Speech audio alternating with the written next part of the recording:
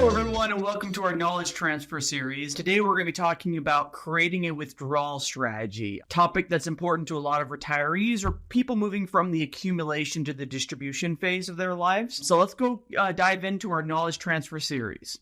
Once again, my name is John Erickson. I have over 17 years in the financial services industry. I've worked everywhere from a bank, an insurance company. I've run a financial planning practice for more than 7 years. And, I've been exposed to a lot of what the financial services industry has to offer. As we always say, these presentations need to be considered general in nature. I'm trying to give good information, but just recognize that everyone's situation could be slightly different from the next person, which can mean that a good rule of thumb may just not apply to you. So what we're talking about today, we're talking about problems with withdrawal strategies trying to solve. We're going to start with, 3 basic rules of thumb, or 3 things I would suggest are a good place to start for a withdrawal strategy. And then we're going to talk about how we handle this in our practice. So why do you need a withdrawal strategy? What are the problems we're trying to solve when you move from the accumulation to the distribution phase of retirement? Well, when you start taking money out of accounts, you are generally going to have a basic problem. Taxes are going to start occurring, right? When you make money in the United States, you may not be aware of this. Hopefully you are at this point. The IRS is right there, and they're going to say, we want our money. And the problem when we talk about creating a withdrawal strategy when you move from the accumulation to distribution phase is during your working years, oftentimes you're doing things that are deferring taxes to the future, meaning you're not paying taxes right now, or you're paying less taxes right now, and you kind of create a bigger tax problem later on. Okay. And depending upon what you create later on, you can actually have wildly different results when you go to generate income for yourself, right? On here, I have a simplistic example of taking $100, and depending upon the source it's coming from, you're going to have a wildly different net result. And you may look at the top one and go, well, how do I pay 0 taxes? There actually are ways for retirees to pay 0 taxes. But in general, you have to have knowledge of all the different sources of income you have and understand how to take money out to have a better tax situation. Now, which is better here is actually going to even be a trick question because you always have to add your goals onto here. I often say you can save taxes on for yourself, or you can save taxes for a future generation, or you can kind of blend the two. But there's not always a good, this is the answer that does everything. Sometimes you just need to go, this is my goal. This is what I'm trying to do over the long term. And once you have that, you can create a good tax strategy. And when we talk about moving from the accumulation to distribution phase, you have to understand that tax shelters are pretty critical still to maintain. One of the things I see people making a mistake with is that they take things that generate income taxes naturally, like a CD, right? Every year that the CD earns interest, you owe taxes, whether you spend it or not. And so typically because retirees need to diversify, or when you move from the accumulation to distribution phase, you need to diversify your holdings, you're going to have greater amounts of things that produce income typically, and that's going to create passive taxation. And so what you typically want to consider doing, a problem you're going to have is you're going to create all this passive taxation that you may not even be spending, and maybe you want to move those to your qualified accounts or tax deferred accounts so that you only have the taxation when this occurs. And then what you oftentimes want to do is take things that are more growth oriented and move them to your non-qualified or Roth accounts because of the tax situation. So tax shelters still matter. The other problem you have to really think about when we talk about withdrawal strategies is life expectancy. Life expectancy is a really important topic. I talk to people all the time, and a lot of people are like, well, I'm going to die early. My family died early, and I'm just worried I'm going to die right away, not really get to enjoy retirement. And then I talk to people who are like, oh, I'm going to live a long time. I'm going to have a real problem later in life because, I'm seeing families go into long-term care situations and blow through their money. And I kind of get everything all around here. But I go based upon the math. And the math generally suggests that at least half of us are going to live to 85 or longer.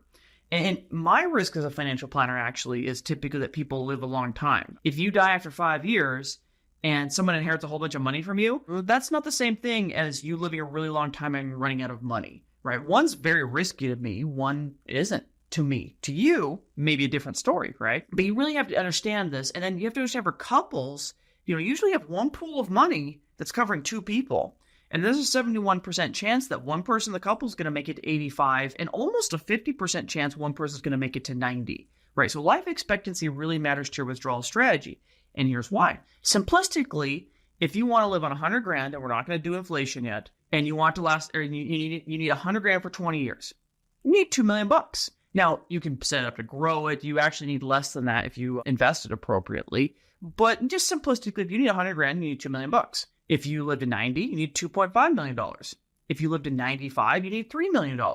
And when we add inflation on this, right, we actually create a problem that the older you live, you need successively greater amounts of money by an order of magnitude, right?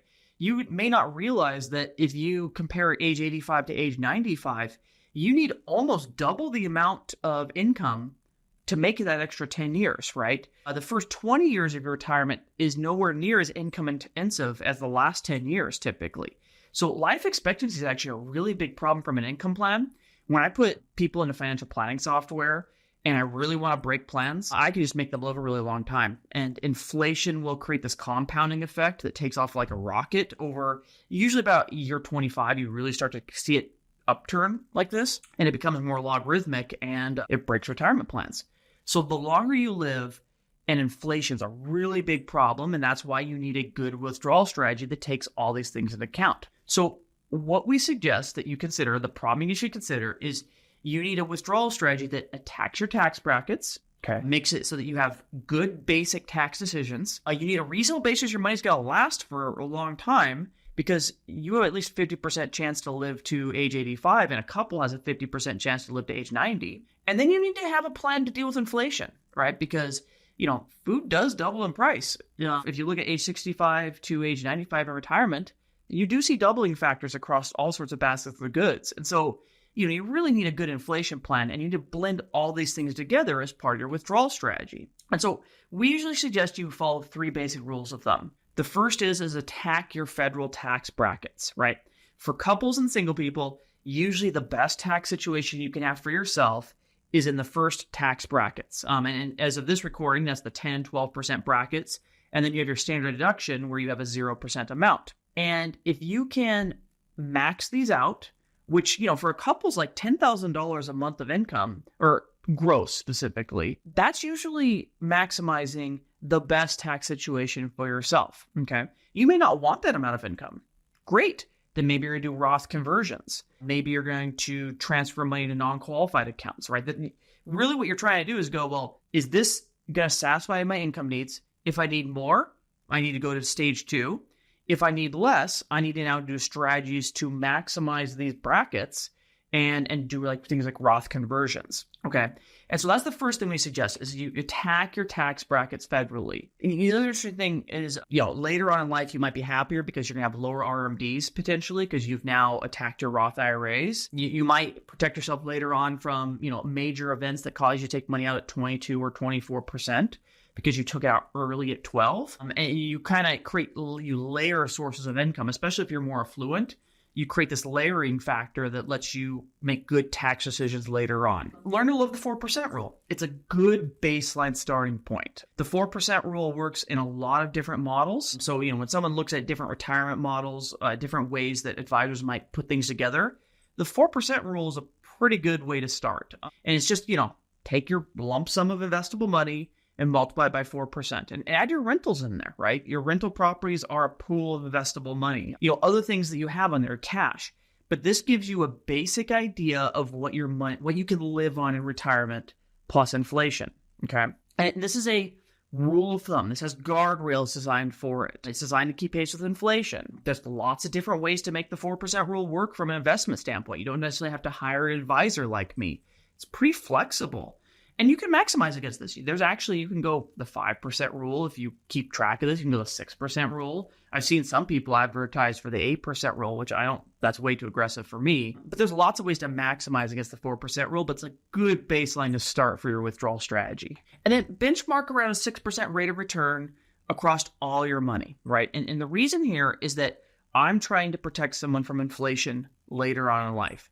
So that means that I need to hit at least 6% rate of return across all your money, right? That's your cash, add it up with your investments, add it up with, say, rental properties. You're trying to benchmark this 6% rate of return. And if you at least benchmark a 6% rate of return, you're going to find that there's lots of different investment strategies that might fit you personally that can work.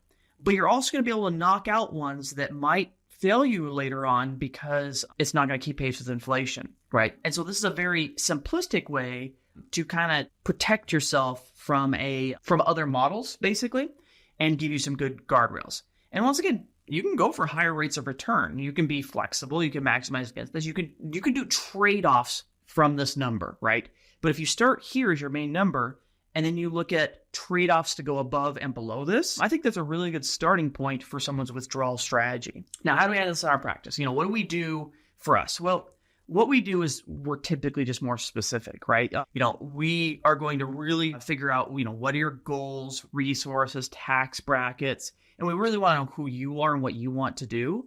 And then we align all of this with precision, right? We don't just use the rules of thumb, and we're also looking out for your emotional well-beings. We typically do one thing that's a little interesting. We tend to stunt the growth on your qualified accounts like IRAs.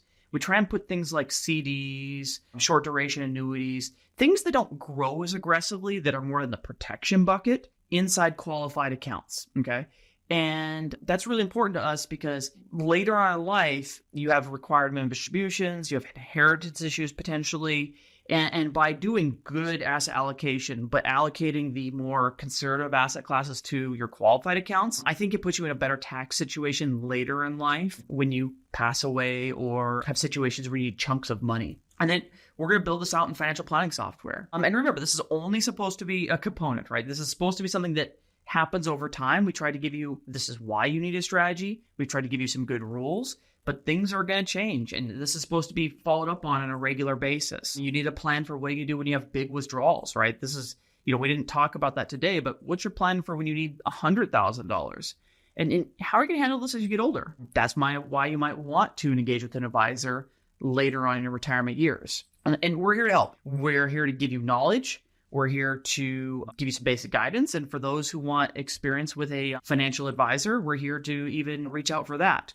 So I hope this presentation was helpful today and to give you a basic good idea of what you should consider for your withdrawal strategies. Thank you.